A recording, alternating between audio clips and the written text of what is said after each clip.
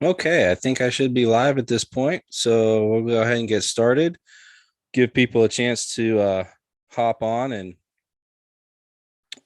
see what we're going to do. So tonight is just going to be about updating on what's going on with the rally, the speakers that we have lined up, the parking situation, and possibilities. There's a lot of chatter about people doing some caravans from certain locations, some carpools from certain locations. So kind of want to go over all of that, where we're at, and we're a couple days away, guys. This is pretty exciting stuff, I think.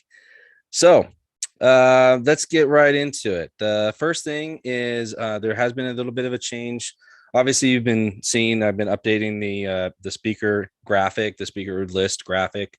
Um, as things change, unfortunately, people's schedules have changed, and not everyone's been able to make it due to various reasons. I just got word today that the attorney, Nathan Arnold, who is handling one of the larger lawsuits, he's just swamped with all the paperwork and everything that's necessary to keep that going. So he's not going to be able to make it, but we have some backup plans, so don't worry. Actually, our speaker list is still very, very full. We've got a great lineup of people from DOT or WashDOT. I just keep saying DOT, but I keep getting corrected. It's WashDOT. We got some educators that are going to be showing up. We've got healthcare professionals. We've got police officers, law enforcement. We've got firefighters. I mean, we've got a jam-packed slate of you, because that's what this is about. That's what this whole event is about. It's about you. It's about the people in the state that are affected by this mandate. So, that's the change that we have so far. Let's see. Confirming. I don't know what the against the mandate rally is at the same time, same place, Aaron. This is against the mandate, obviously. So as often happens with these types of events, people copy and paste, and people attach themselves. They say this is a great event, I want to do it. So they either just come and they kind of make their own event and kind of clone what we're doing. You know, it's going to happen. I'm not upset about it, because I want people to show up, and we're all going to the same with the same thrust, the same message.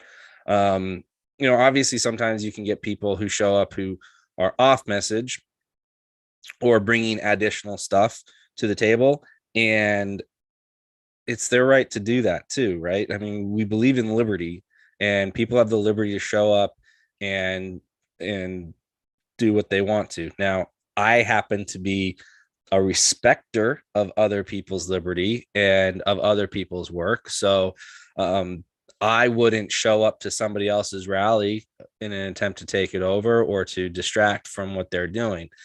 And I'm not suggesting that anyone is doing that. But if other people are helping to get people to Olympia on Sunday, great. I will support that effort to that end.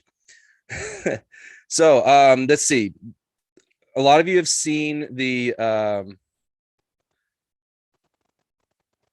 some people are being brought in to distract. That's inevitable. It's going to happen. But let me pull up and share. I know that a lot of you have seen the graphic of the layout that we've got going on here, but let me pull it up here for everyone to see now. Okay, so this is what the layout's going to look like. All right. When you get to the campus, here is the Winged Victory, the circle. Here are the diagonals, the fountains off over here. You've got the Capitol, you got the Legislative Building, Temple of Justice. This should look familiar for most people who have been to the Capitol before. And forgive me, while I'm doing this portion, I can't see the chat area, so I'll have to, if you're asking questions, be patient with me. So what we're going to have is we're going to have the stage right here, okay, right in front of the steps, not on the steps, because DES, and I don't necessarily disagree with them on this. The sandstones and everything that they have used for this is very rare and very difficult to impossible to get. So they're very protective of it, not wanting things, structures set up on it. So the good compromise, we're going to be on the stage here. We're going to have another elevated stage, and we're going to be facing out this away, audience area, obviously. And what we're going to ask people to do is the area behind the stage on the steps directly behind, we would like that reserved for employees specifically that are being affected. And then if the area right behind the stage, that's where we would like solidarity people to come up. So when, say, the firefighters are coming up, we have a speaker and we have more speakers set up that are going to be addressing the crowd. But if you're a firefighter and you're there, please come up and stand on the steps right behind the stage, stand in solidarity, show the numbers. And if you're a family of a firefighter, come up and show the numbers. That is absolutely what we want to do and what we want to encourage. Okay. And that goes for any group with whatever speaker. So law enforcement, when it's your turn, WashDOT, if you're a ferry worker, you're coming up, healthcare professionals, come on up. You don't have to all work at the same place. You're in the same agency, you're in the same industry. Over here, we've got what we call a signature banner. Now, this is something I don't think we have really announced yet, so I'm announcing it now. I have made 3 by 10 foot or 3 by 8 foot wide banners that say on the top, Jay Inslee is firing me. You are invited and welcome, if this is you, to come and sign your name and put your agency down there. It's not an obligation. I understand some people might have some hesitancy, but it'll be a great visual if we can have everyone sign that and fill that up and show just the magnitude. And it's something that then we can have to preserve from this event to go forward to show the news, to show other people, put it on display, and have a physical record of what's going on. Obviously, the porta potties are over here. We're on the south diagonal here. This is going to be, excuse me, this is going to be blocked off for vehicle traffic. We're going to have our food vendors here. We have, oh my goodness, the name of we have a taco truck. We have, and the name is escaping me right now. When I'm done sharing my screen, I'll open up my email and check it out. But we got food over here. We got kettle corn guys going to be back serving coffee and kettle corn, and we're going to have lots of good Mexican food.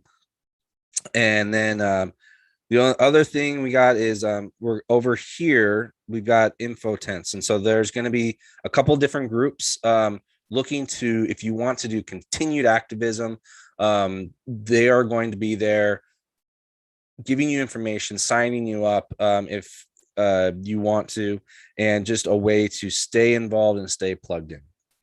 Okay, I'm gonna stop sharing this screen. Okay, I'm going to go back to my regular feed, and if I can operate my own computer, I'm gonna go back to the chat room and see if I missed any questions.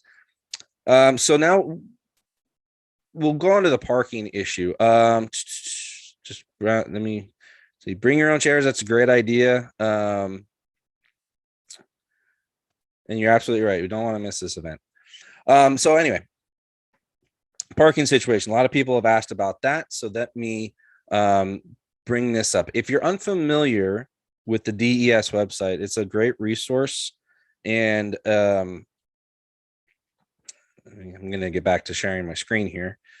You can go there and they've got maps of the whole area and it shows you where you can park, honestly. But we'll go over it here real quick. To pull up the right one. Okay.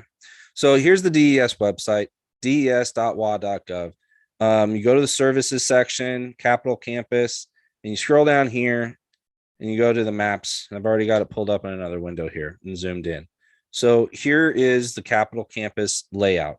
Okay, again, here's the fountain, legislative building. This is where we're going to be at. This is the main visitor info area, parking. This is all open and available, and I believe it's free on the weekend that we're going to be doing. Again, like I said, the south diagonal is going to be blocked off, so you won't be able to go any traffic up here. The north diagonal will be open. The street parking along Capitol Way will be open.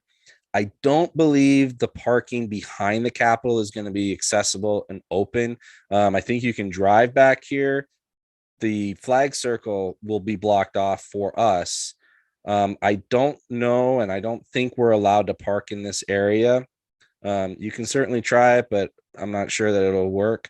The best parking area that we know of is over here. This garage is open on the weekend and it's free as far as I know. Lots and lots of parking there. And as you just kind of go out over this area, you can see there's a lot of area parking. I don't know if it's all paid or not, but you also have street parking that is available in this neighborhood. Make sure you're paying attention to whatever signs might be posted if you're going to park there. So those are the parking options that I know about, that I'm most familiar with. There may be others in the area. I'm not certain of that. But those are the ones that I do know about. And if you get there early enough, you should not have too much of a problem getting those spots. Lauren Culp, yes, Lauren Culp is going to be there. So I know this might be a bit of a confusing aspect to some people, especially in light of the post that I made. I'm still very adamant. This is not a campaign event. Okay. This is not a political rally. I've said this, I've made this very clear multiple times. This is a protest of the governor's actions. Now, it's inherently political. Okay. I'm not naive on that aspect, but this event is not a place, it's not a forum for people on the campaign trail to come and talk about, quite frankly, a lot of other issues that have nothing to do with what we're facing right now, and campaigning for offices that would have no impact on this. So congressional races, senatorial races would have no impact on what's happening in our state right now. They would talk a good game, and I have no reason to doubt their sincerity, but they would have no impact. I have invited multiple politicians to come and be at this event. So I would ask that you pay attention to who's there and who's not. Just because they're not on stage doesn't mean they're not there supporting. But a couple of people that I've specifically reached out to is our lieutenant governor. Yes, he's a Democrat and not of my political persuasion. But as the president of the Senate, he has the power to help influence the call of a special session, which we need. We need at this point a special session to override this governor. It is quite frankly the only, shall we say, constitutional way that this is going to end. Okay.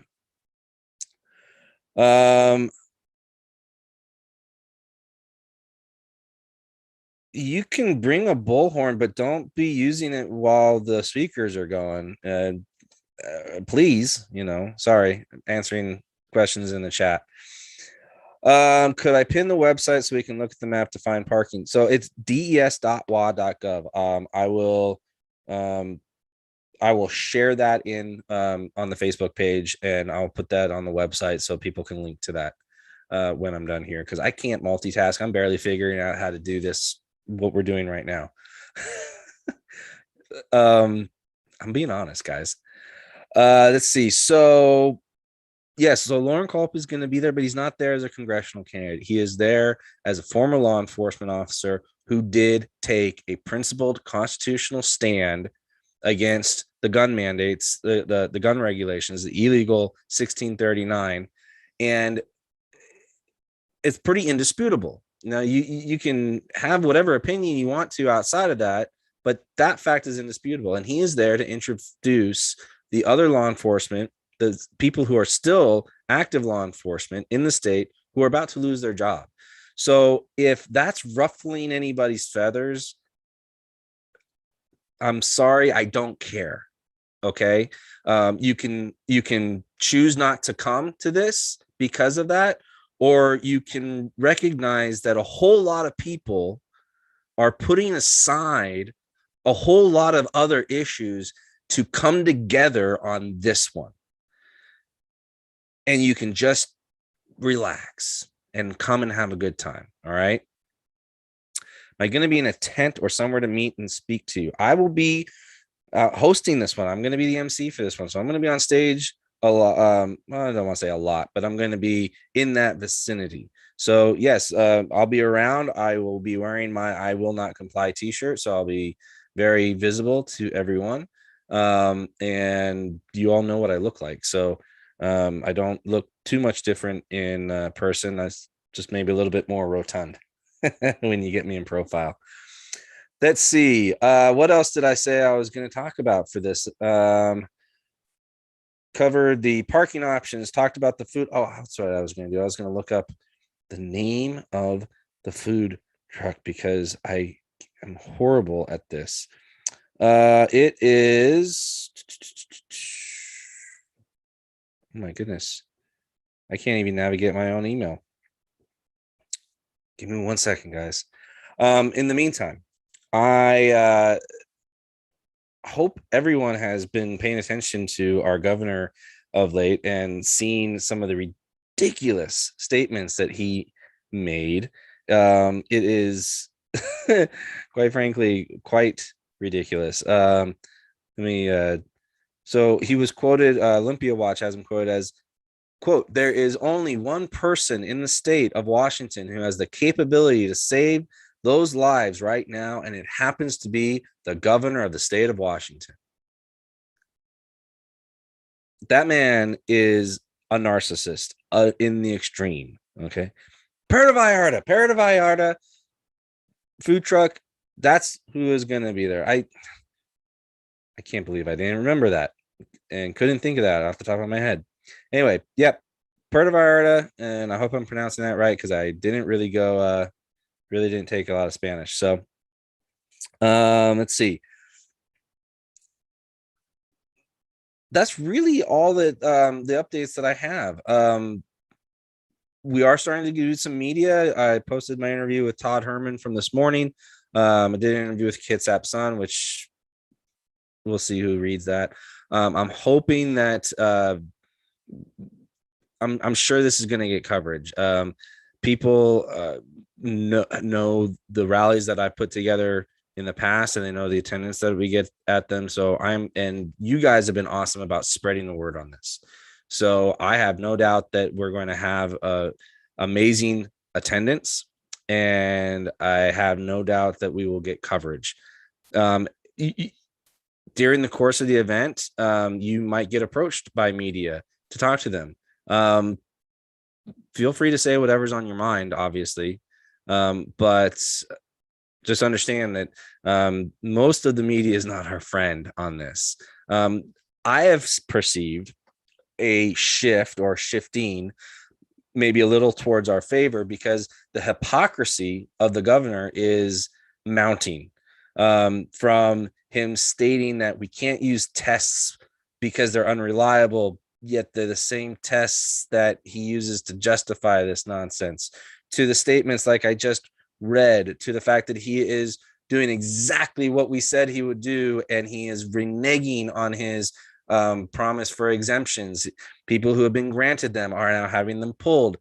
Almost nobody is getting that has gotten an exemption are getting accommodated. And then if you have, I'm sorry, but it's gonna get pulled. It's gonna get pulled from you. The only way we defeat this is head on, united, in solidarity with one another. One jumps, we all jump type mentality. Okay.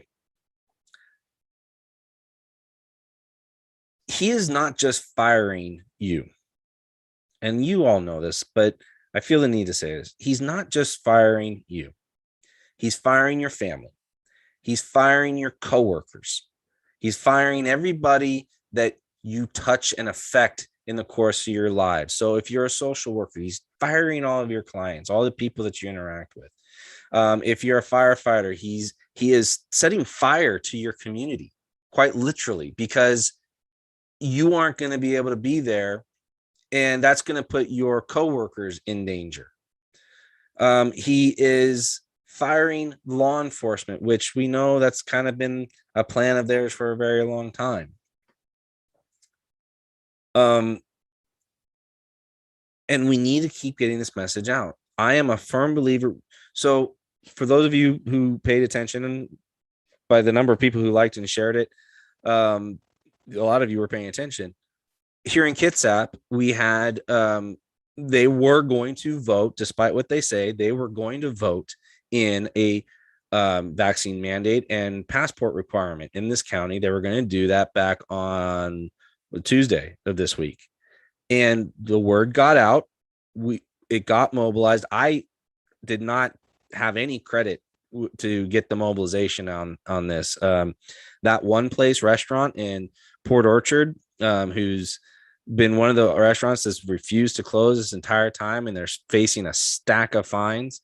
They really helped mobilize the community on that one, and they're going to do it again because they're planning. The Kitsap Health Board is planning on meeting again, but we got them to back down, okay? Because we showed we gave them something to be scared of, okay? And please, people are going to misunderstand this statement all the time, but they need to be scared of us, okay? So far, we've done very little to make them scared of us. And it doesn't mean that we're going to go attacking everybody. It doesn't mean that we're going to go tar and feather everybody, although that sounds viscerally satisfying.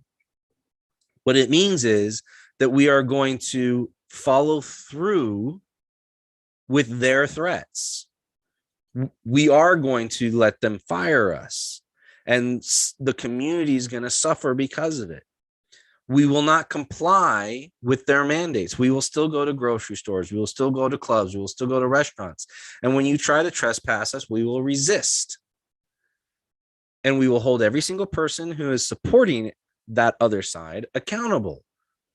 And we have to get that uncomfortable if we're going to win, if we're going to push back and save what we have left of saving. I'm going to kind of shift gears here just a little bit. For people who know me, I am a rabid C.S. Lewis fan. I've read, I think, just about everything he's written with very little exception. And I personally love reading the Narnia books, and I love reading the Narnia books to my girls.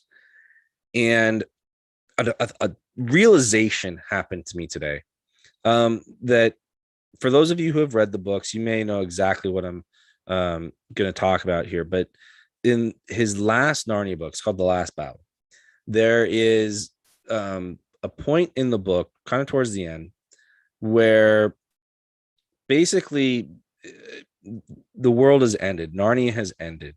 All of the main characters have been fighting a desperately losing battle, and they've all been thrown into this little stable, where they think, in that story, in that part of the story, they think is a demon, devil type demon character that's going to devour them, destroy them, whatever. So they've been avoiding it, but they get in there, they get thrown in there, and they find that they're actually in this paradise setting, heaven, essentially. And what they find is that this group of characters, this group of dwarves, has been thrown in there as well. And but they're not experiencing this paradise setting. To them, they are stuck in this smelly, dark, scary, claustrophobic stable. What's happened in that story is these dwarves got fooled by this false Aslan, which, if you're completely unfamiliar with the Narnia books, Aslan is the Christ allegory that C.S. Lewis uses in the story. And in this book, a false Aslan is set up and makes them work and slave and do all these things, and it's all materialistic. It's all part of a plot of a heathen nation. Anyway, and so these dwarves have been severely traumatized by this. to the point where they're done. They're not listening to anybody. They're not listen. They are literally not listening to anybody, and they've retreated so far into themselves through this trauma that now that when they are literally surrounded by the truth and surrounded by paradise, they are incapable of enjoying it because they're incapable of seeing it and experiencing it. And that's what's happened and happening to so many of our fellow citizens. They have been lied to, and abused and traumatized through this whole thing.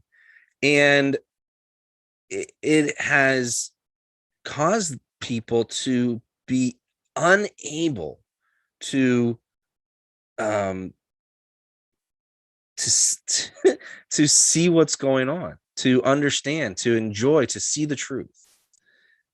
And we have to be challenged to carry on and not let those people bring us down to their level and into their reality and into their world.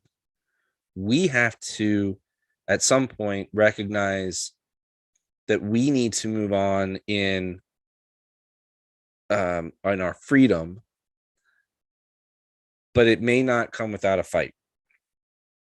Now, right now, we're still doing very much of the civil disobedience fight. But if we don't do this one, then the prospects of doing a, don't want to use the word violent fight, but let's say a physical fight becomes more realistic, becomes the chances increase. And we might already be on that road to an inevitability, but I have to believe that we must exhaust every option possible to prevent that. And I think we can. I think we still have an ability to, if we show up in force, if we show up in resolve and unity, we should be able to turn this tide, at least for the next little bit. Okay. So I just felt like I needed to share that story because it really just clicked with me and really resonated. If you have a chance, read the book, or at least read that chapter. I think it's chapter 13, that section of it, because it just it encapsulates the idea that even if you know that you're fighting a lost cause, if you know it's right, if you know it's truth, you have to fight. And you have to be faithful, even to the point of death. And yes, it is that important, because I will not abandon my children to a world that does not have freedom that I did not fight for. That's that. That's what I'm going to say on that. And I'm going to leave it at that. So I've got about 50 seconds to close this out, to be under 30 minutes, which would be fantastic. It'd be a really short update. We're going to do another live, probably Saturday evening-ish time, maybe from Olympia, kind of a pre-night walkthrough, if you will. But we'll fill you in on any gaps between now and then. So far, the weather's looking great. There's some rain threatening possibly, so just keep an eye on that and come prepared, and let's not get drowned out by that. With that, I will say what I always like to say, or try to say: keep the faith, keep up the fight. We cannot lose, we can only surrender. Thank you, Matthew Hayward, for that line. I'm totally stealing it forever and ever. You guys all have a wonderful night. God bless you. Pray for everything that's going on, even our governor, even our lousy governor. And with that, you all have a wonderful night. God bless.